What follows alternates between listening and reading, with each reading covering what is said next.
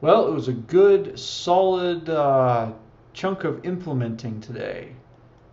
So I got everything except for merge done.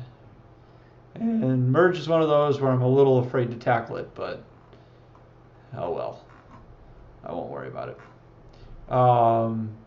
But yeah, just as it's kind of a taste, so here's undo. And you look at that, and it just gets dense.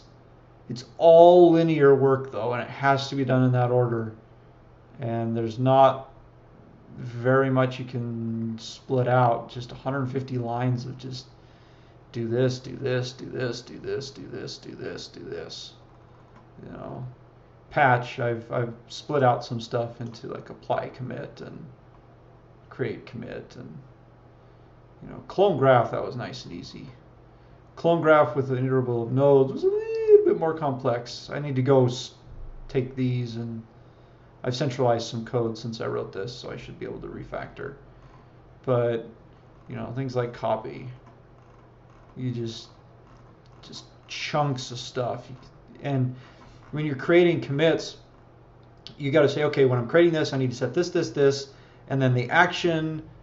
If I set the action to create, I need to set properties, but if I set it as update, I need to set original properties, and then hash. But if it's delete, there's no hash, no properties, but there may be an original, or it's supposed to be an original, and just various things like that. And I created a lot of utility methods. So, plus a whole bunch of deserialization, fun stuff. So just a lot of implementing. I found a few minor errors with the logic in the spec itself. Pretty much as I was going along, I was following that, and then if I found an issue or a conflict, I went ahead and updated the documentation to make it kosher and to jive with what actually works. Oops. I can check off these two. Woohoo! Yeah, just merge. Merge is the last thing, and then I've got a whole bunch of other considerations I have to ponder and think about, just kind of meditate on. For example, I don't really have a way of resetting. I don't have a reset. That may be nice to have. If I've got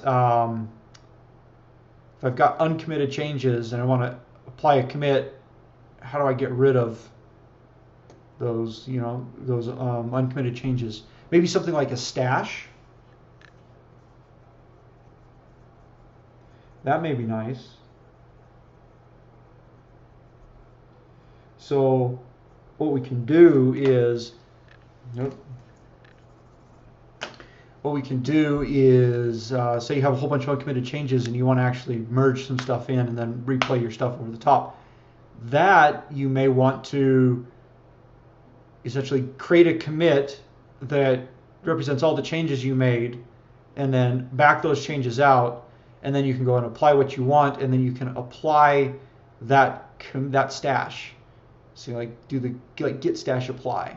There's a whole bunch of niceties that can be added to this. Again, that I don't necessarily think we need, but can be added because of the guarantees that we've made. So, which is good. So tomorrow, start with the testing. Everything should be fairly easy to test except for vGraph. I don't necessarily want to test that in one giant test class. So I may have to consider a way of splitting it out and testing it by method.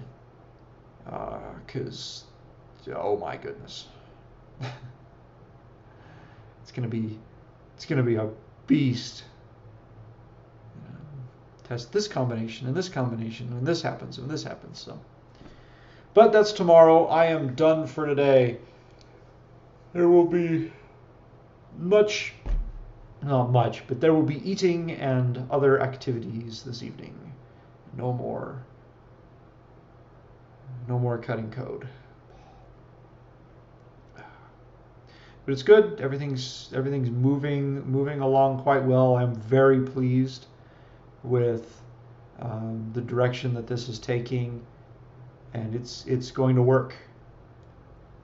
We'll be able to do all the things we want to do in a distributed system, and maintain undoability and versioning and tracking, and this will still scale.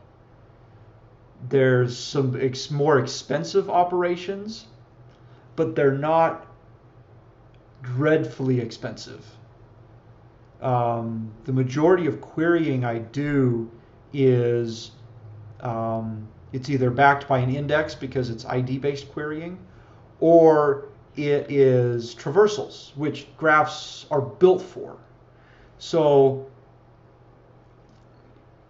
as long as property setting and getting doesn't take too long, this thing will be speedy.